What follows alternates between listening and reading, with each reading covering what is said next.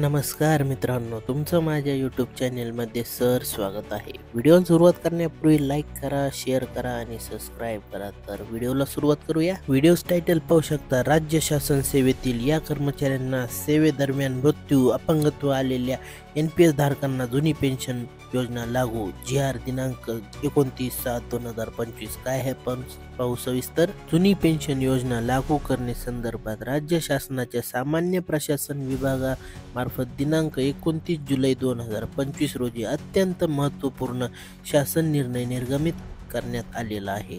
सदर शासन निर्णयानुसार नमूद करण्यात आलेले आहेत की केंद्र शासनाच्या कार्मिक, लोक तक्रारी व निवृत्ती वेतन मंत्रालय, कार्मिक व प्रशिक्षण विभाग, नवी दिल्ली यांचे अखिल भारतीय सेवेतील अधिकाऱ्यांच्या सेवेदरम्यान मृत्यू झाल्यास अथवा अपंगत्वामुळे सेवेत अपात्र ठरल्यास राष्ट्रीय पेन्शन योजना अंतर्गत समाविष्ट असणाऱ्या अखिल भारतीय सेवेतील अधिकाऱ्यांना जुनी पेन्शन योजना ओल्ड पेन्शन स्कीम चा लाभ मिळण्याचा विकल्प देण्याच्या अनुषंगाने दिनांक 9 मे 2025 रोजीच्या परपत्रकानुसार सूचना देण्यात आल्या आहेत. सदर निर्णयानुसार माहितीसाठी व पुढील कार्यवाहीसाठी अग्रेषित करण्यात आलेले आहे.